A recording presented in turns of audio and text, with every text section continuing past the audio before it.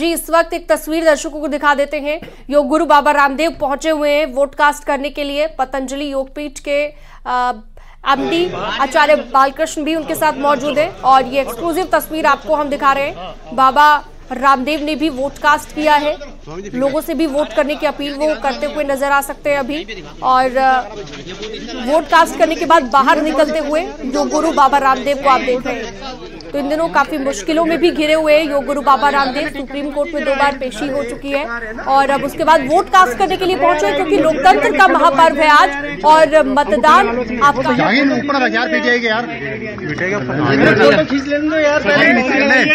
बाद में कर लेना यार, फोटो कर लेना, फोटो कर दो आशी दिमाग रहने दो के आप आईडी लगाओ, आईडी नीचे कर ले यार। देखा आपने योग गुरु बाबा रामदेव को वोट कास्ट करने के बाद बाहर निकले।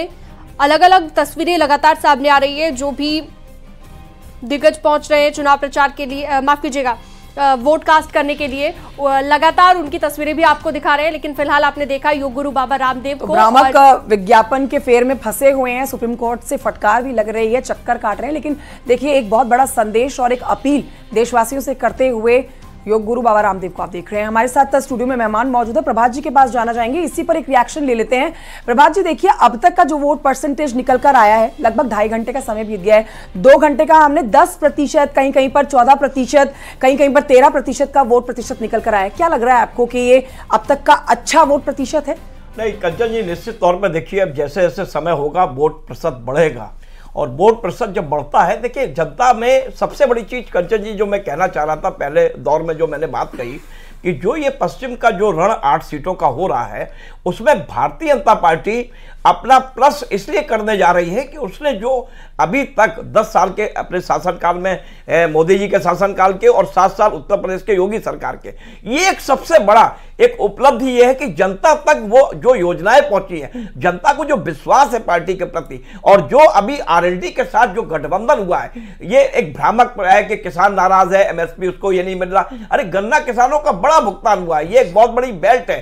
तो ऐसी स्थिति में जनता को छोटी मोटी नाराजगी बड़े लक्ष्य के लिए वो दूर हो जाती है। जनता ये जानती है कि एक स्थायी सरकार चाहिए, एक मजबूत सरकार चाहिए और एक विश्वास वाली सरकार चाहिए। विपक्ष ठीक है, उसको अपना एक अधिकार है सरकार के प्रति आरोप लगाने का, लेकिन जनता कितनी प्रसन्न है पिछली जो सरकार। अच्छा प्रभात जी, एक और चीज जो मैं आपसे समझना चाहूंगी कि इस बार का चुनाव आपको कितना अलग लग रहा है, क्योंकि हर बार क्या होता है जब भी लोकसभा का चुनाव होता है तो पीएम के चेहरे पर, प्रधानमंत्री के चेहरे पर वोटिंग की जाती है, जो स्थानीय मुद्दे होते हैं कहीं ना कहीं हवा हो जाते हैं। और इस बार कहा जा रहा है कि विकास ही एकमात्र मुद्दा है जिस पर वोट डालते हुए जनता नजर आ रही है। लेकिन इस बार का चुनाव पिछली बार के चुनाव से कितना अलग आप देख पा रहे हैं? नहीं देखिए सीनम जी, ये अलग आपको नजर आ रहा है, लेकिन ये चुनाव मैं फिर कहूंगा कि एक ऐसे बड़े मुद्दे के लिए चुनाव हो रहा है कि स्थानीय समस्याएं अलग हैं। मतदाता ये जानता है कि मुझे अगर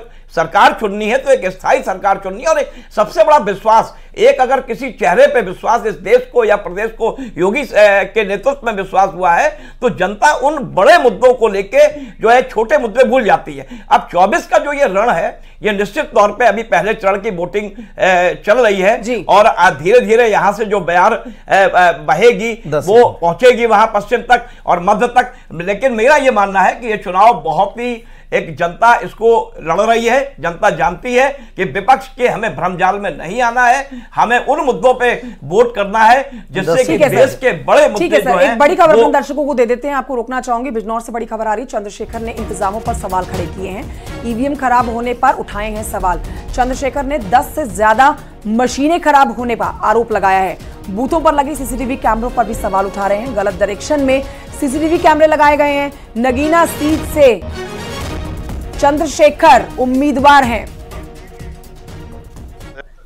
10 से ज्यादा मशीनों खराब होने की सूचना अभी है और बड़े ताज्जुब की बात है कि हम ये प्रोसीजर ईवीएम का इसलिए लेके आए हैं कि जल्दी वोट कंडक्ट हो जाए, लेकिन इतना समय लग रहा है और कैमरे जो है वो प्रॉपर नहीं है। कैमरों का रुख पता नहीं कुछ अजीब सी तरह के डायरेक्शन में किया गया, ऐसा लग रहा है जैसे लापरवाही बरती गई है। अभी मेरे पास जो रिपोर्ट है उनके अनुसार जहां से ओम कुमार प्रत्याशी हैं भाजपा के, उनके खुद के गांव की मशीन मेसरी जट 206 नंबर नगीना, वो अभी तक चालू नहीं हुई है। क्योंकि यहां से बीजेपी चंद्रशेखर भी उम्मीदवार है, बीजेपी ने भी कैंडिडेट उतारा है, इंडिया गठबंधन ने भी कैंडिडेट उतारा है और बसपा ने भी कैंडिडेट उतारा है।